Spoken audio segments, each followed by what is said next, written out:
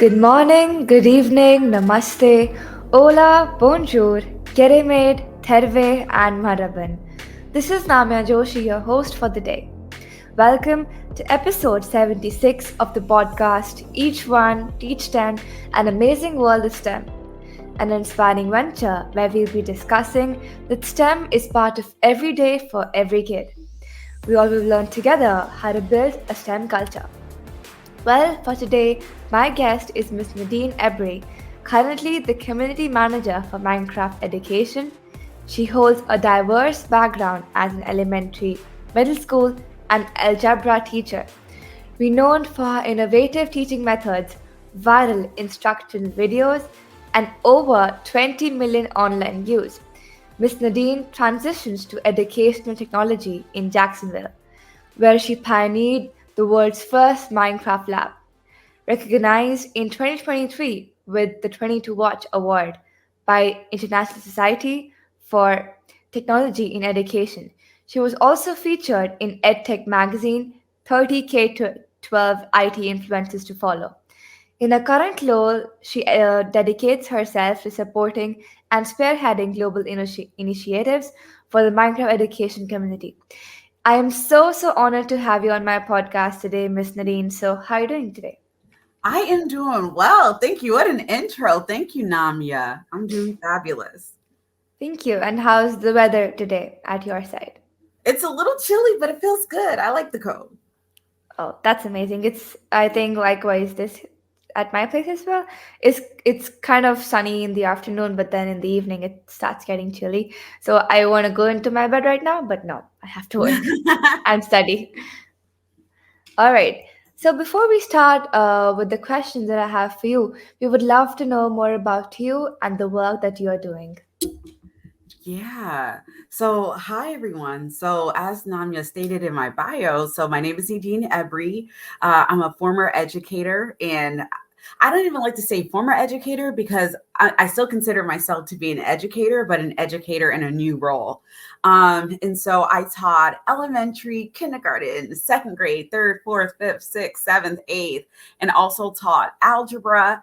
Just has I have this unique experience of being able to teach from all grade levels really, and just kind of seeing that progression and what kids should know, what kids are learning at different stages, and also being able to see the diverse teaching practices that we're using in schools.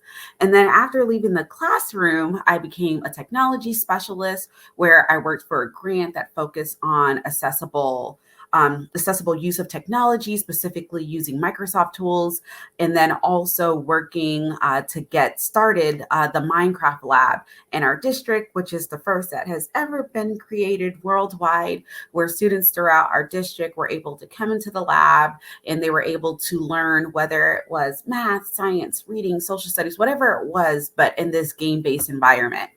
And then now I'm here as the Global Education Community Manager for Minecraft Education. Wow, that's absolutely inspiring that you were able to focus towards the progression that you've seen of what kids should know on what they want to know, like from being able to teach almost all grade levels, and also being a tech specialist. Then you'll be able to use accessible use of technology, and then also being part of Minecraft education community itself. So your journey is really inspiring, Nadine. Thank you. All right, so moving on to our next question that I have for you is, can you share more about your journey from being a classroom teacher, like you mentioned, to becoming the community manager for Minecraft education? And what inspired you to make this transition?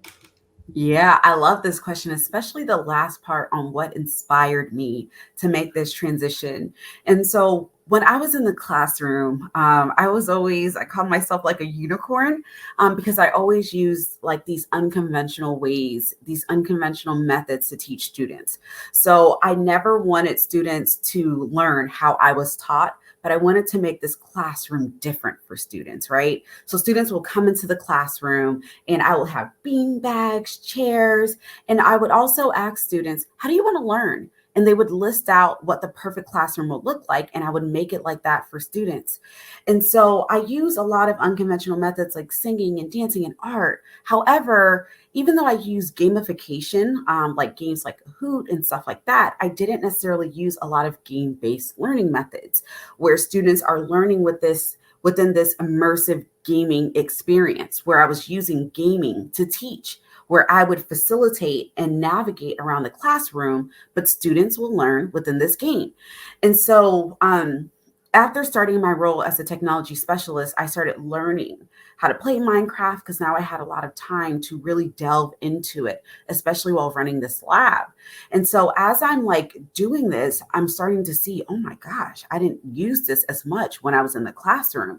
And one thing that my boss used to say at the time was kind of use those moments to inspire us to reach out to teachers. So like whenever we have those moments like, man, I wish I would have had this in the classroom, let that be a catalyst to say, hey, let me work with this teacher to really show them the things that I wish I would have known when I was in the classroom. And so that's one of the things I try to do, like being able to show teachers, look, kids can learn through gaming. Kids can learn through Minecraft. I know you probably think that this is just a sandbox game that they play at home, but this is something that you can actually use to teach the most complex concepts. And so the moment that really got me was when I was teaching a class for a teacher, because I was able to do field trips for teachers throughout our district.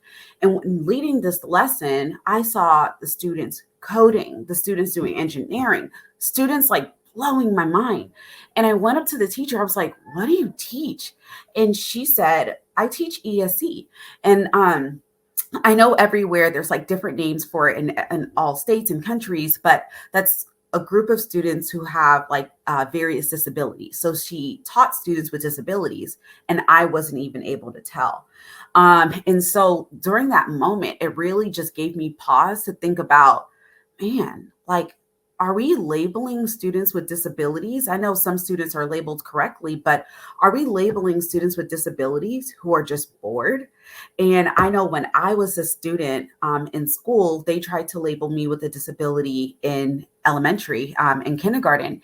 And my mom was like, no, she doesn't have a disability. She's just bored. She's acting out because she's just bored. And I can't imagine how many students we're presenting information to in the wrong way. And we think, oh, the student is failing, the student isn't smart, but really it's just the instructional methods that we're using. If we use gaming, if we use different instructional methods, can we reach students? And so that got me invested. And that's how I ended up changing my dissertation topic to focus on digital game-based learning, specifically focusing on Minecraft. And that's how I also ended up here, just seeing the impact that it has had in classrooms. Absolutely, I totally agree with you. And like you said, that you think yourself to be a unicorn, which I would agree with you on that. Because you use unconventional ways to teach in your classroom, the students would actually like to do.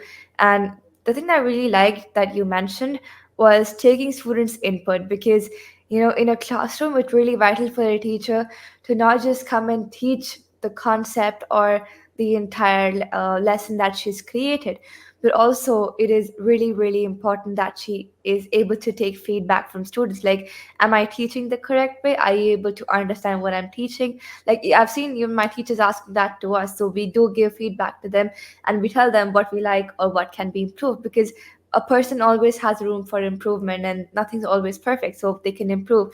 And I really love the example of singing, dancing, and of course game-based learning with Minecraft as well.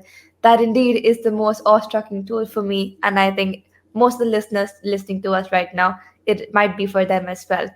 And you shared the example of a class where a lesson was done and students were coding, and like they had disability. For me, I always think like a disability is just a different ability, and that Mhm. does not make anybody different. And Exactly. again, like you said, that people being bored is what makes actually question that what the teacher can improve in the classroom, because in the instructional methods are repetitive. That is the reason why students might not be able to perform well in the classroom or may not be that interactive. But as soon as those methods change and they align with what we want, we can see the magic happening instantly. Everybody is engaged and doing well in the classroom. Absolutely. Thank you. And also, I had heard about your viral instructional videos that have gained, substantial attention online. So, how did you get the idea of creating these videos come about, and what impact do you think they've had on education and technology integration? Yeah. So at the beginning of the school year, I always just got approval from parents and had them fill out the form where it was okay for me to post because I just loved posting. So it's not like we created these viral videos intentionally. We just posted throughout the school year of what this classroom felt like. So people felt like they knew my students because I always posted about them and shared it with their parents and was just open about the methods that we were using so that I could inspire other teachers.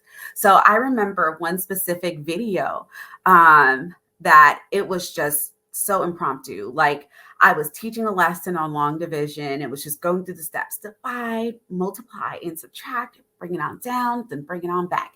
And then just going through these methods. Because I know a lot of times when teachers taught, they hated teaching long division because there's so many steps. Like kids will mess up on a certain step, get the answer wrong. And so I remember teachers hated doing that. So I was very like intentional in teaching this. And I remember when I was teaching, a student started beating on the desk, right? Typically, the typical teacher will say, "Hey, stop beating on the desk. I'm teaching," right? I didn't. I let the student beat. And the student kept beating. And the next thing you know, they started turning it into a song: divide, multiply, and subtract. Bring it on down and bring it on back. And the next thing you know, the kids were like jumping around, doing flips, dancing while solving math problems. They were still learning. It was just different. And then the students started coming to the board and solving it one by one while the other students would just sing the song, kind of like cheering them on as they're doing it. And then next thing you know, I just posted like the short video. It was probably like 1 minute. Posted this video on my Facebook page. People were like, make it public, make it public. So I went ahead and made it public. And next thing you know, we had close to 20 million views. We started getting calls from like celebrities and different TV shows, and we were on like Inside Edition. Like we just saw ourselves everywhere, and it was like teachers were just so amazed by how students were learning. And then I think during that year was when I really realized, okay, like what we're doing in here isn't normal. This isn't the instruction kids are getting everywhere. And it just made me realize how much people like worldwide are just longing for their children, for themselves as kids in school, just to learn differently. Absolutely. uh, like you talked about the video in which you were teaching long division, and like all of a sudden, like your students just start beating on the desk, and that beating just led to creation of music and students solving math problems. So again, it's not just game-based learning. Anything that we want, music, dance, reading, writing, and actually anything that engages students can help them, to do maths. And like you mentioned about long division, actually, for me as well, like as a student, I would say that it is a really tricky thing to do and not the most favorable thing to do when solving the questions. But again, when it's taught in the right way, of course, then every student would love to do certain maths concept. Like I have shared this before as well, but I'd like to tell you about this concept of sets that my maths teacher um, during online class. So she was teaching us about the concept of sets, and the class was all silent, nobody was speaking anything. So the next class that we had the next day, she said, today we're going to do like a little small activity of maths and climate change, basically environmental applications. So she gave us a set that has, words like plastic, recyclable, basically focusing upon waste management.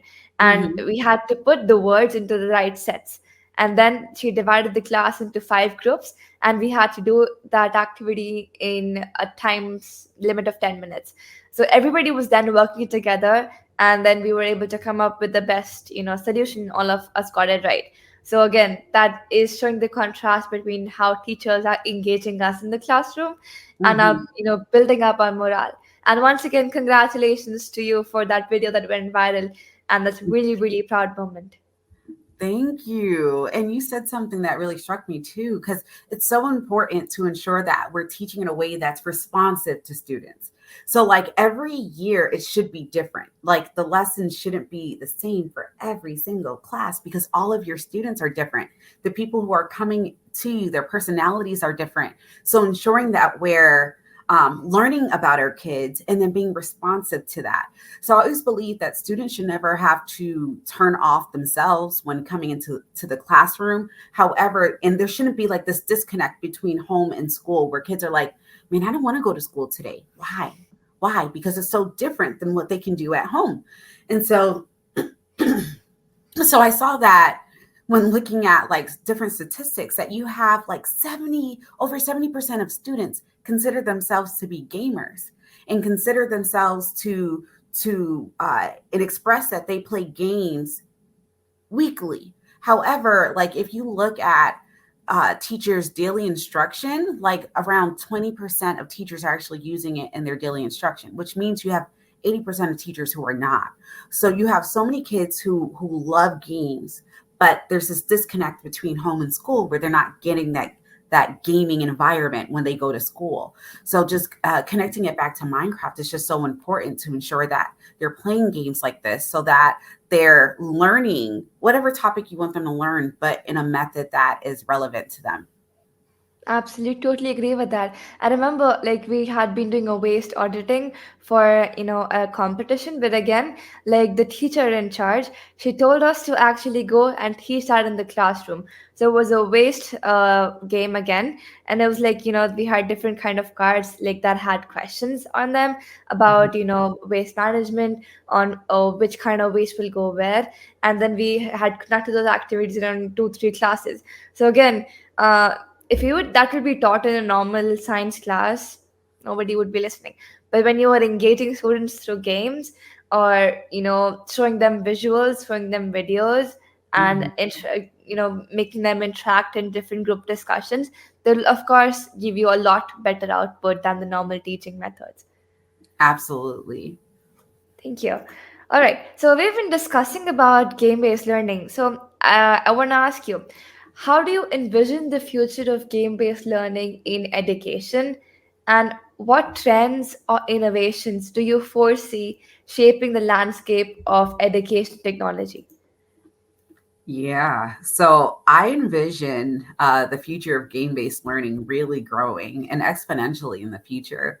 I see a lot of companies really getting into it, game based learning. I see a lot of school districts ensuring that they're using game based learning and ensuring that they're learning about it to ensure that we're using it with students.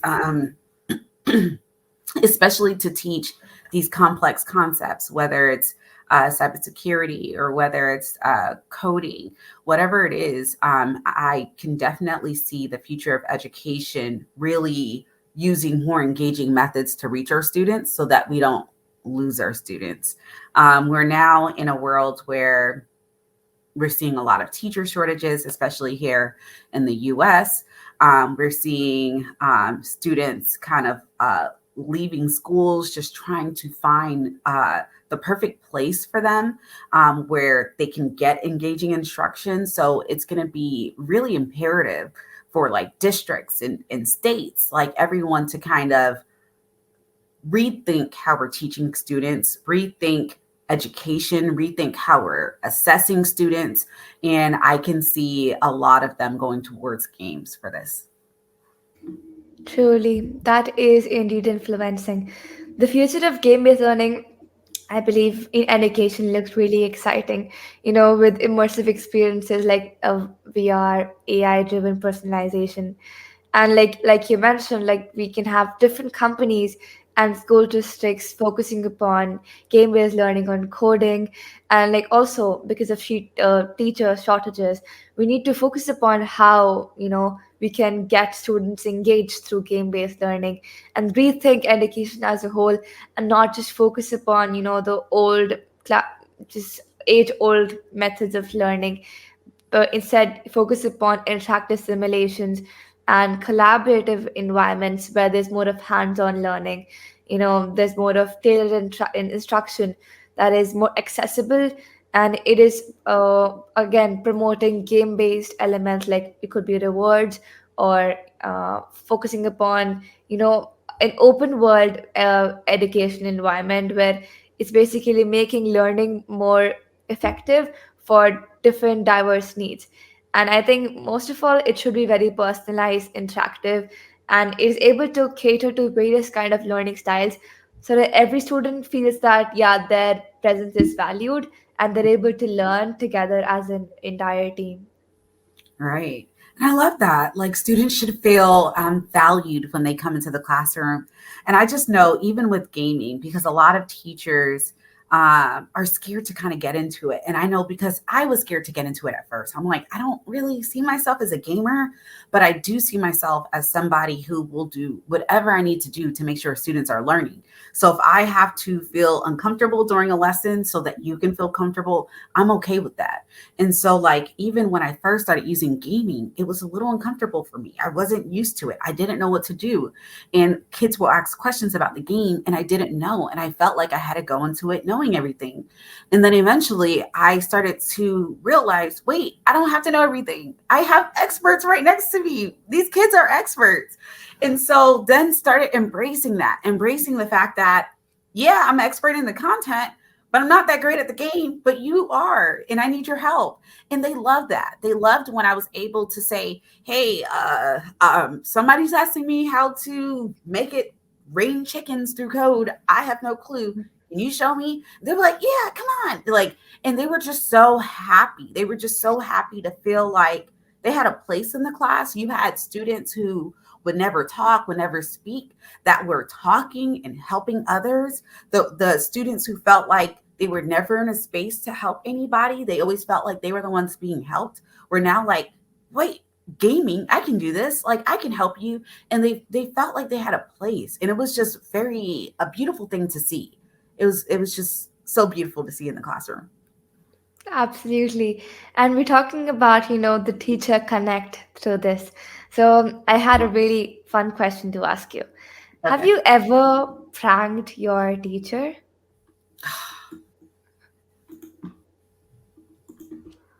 I did. I did one time in high school. I'm embarrassed. But I learned how to, like, and I don't know how I even did it, but like going into like the source where you can like change the title of an article. And so I went ahead and changed the title of a news article to say their name. And I can't remember what it was, but I remember they saw it and they were like, oh my gosh. And we had to quickly tell them, oh my gosh, we were just kidding. Like we changed the title. And I can't remember what it was, but it wasn't anything good. So we'll never do that again. We'll never do it again. I remember, like in grade 10, we had pranked our teacher. It's like an April Fool's Day. So basically, you just prank your teacher. So I've never gone into like any serious pranking. That's not like part of my personality, but just by saying something. So like we had our friend, like he put his head down, and me and my best friend, we went to our class teacher and we told her that he's crying profusely. He's feeling really, really sad, and then he put some fake water on his cheeks, and then ma'am went near him like, what happened? For 15 minutes she actually thought that he's crying, and then he looked up and like, happy April Fools. So Oh that my. was our prank. And that's like, now I'm going to take your sports period, I'm going to teach you chemistry.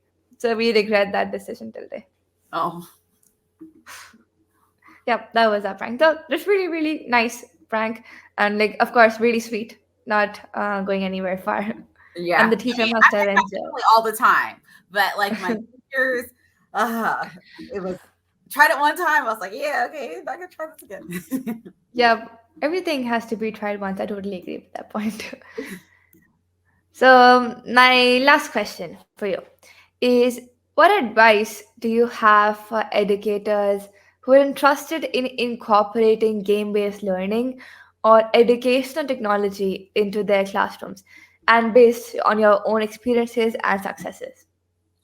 Yeah. So The advice that I would give to educators who are interested in using digital game-based learning, or just technology in general, is just to start. Like, if you wait for the perfect time to start, you will never start. Like, that's a quote that I've always like kind of leaned on. Like, if I wait for the perfect time, I would never get started. And so just start. Just start. Just try it. Just try it. And also, not even just trying it, but not giving up if it doesn't work the first time. Especially with technology, so many things can go wrong, but even better, so many things can go right. And it's so important to ensure that we're using methods to connect with students, to ensure that we're engaging students, and to make sure that they're wanting to come to the classroom. It's important to always think about how can we be this unicorn for our students. And sometimes like education can be a little gloomy. Like, how can we create an atmosphere where they can't wait to come into our classrooms, where they can't wait to learn, where even in a time where some kids don't want to go to school, like, how can we make it where our class will make them want to rise out of bed just to come to school, just to go to our class? What can we do to connect with students in that way? So ensuring that we're not um, getting discouraged when something doesn't work, but to keep like pursuing it, keep uh, pushing forth, and also making sure that we're connecting with other educators who are using it too. There are so many educators, wonderful educators, like in our teachers lounge. We have a whole teachers lounge of close to 8,000 teachers who are using Minecraft. Some are experienced, some have are scared to try it. We're scared to try it for the first time, so they joined and they got the support that they needed to be able to push them to start. So connect with other people who are using it, surround yourself with other people who are being trailblazers, and yeah, just jump into it. Truly, that's really motivating. You should start now. Never think about that. I will start tomorrow. Just keep on trying. And even if it does not work, never give up. Build more connection with students. Keep pursuing and keep motivating others, as well as surround yourself with trailblazers and like minded people. That's absolutely the best message we can have for educators. Thank you. So, in the end, we would love to know where we can find you online, Miss Nadine. And we'd also want to know a small message from your side to the audience listening to us right now. Yeah, well, you can find me at Nadine Ebri, so just at my first and last name on Twitter, or even better, and this will kind of mix into my message too. You can find me in the Teachers Lounge. So if you go to Facebook and just type in Minecraft Teachers Lounge, you'll be able to see Teachers Lounge with thousands of teachers who are using Minecraft education in their instructional practices. So if you're like, man, I've been really wanting to try it, but I've been kind of scared. I've been uncomfortable on where to start. Go ahead and join the Teachers Lounge. We have like every tool that you'll need. It's in the Teachers Lounge for you. And we are more than happy to support you. I'm happy to support you. All the teachers in there are happy to support you. So yeah, come ahead and join us in there. Thank you so much. And listening to you today has just reminded me of this thing that the future of learning is gamification, and game based learning is the future of learning. So, thank you so much, Mr. Dean, for giving your precious time to us today and sharing your wonderful thoughts to our audience today. Like, I totally enjoyed listening to you, and I'm 100% sure our audience did as well. So, once again, thank you so much. Thank you. Bye.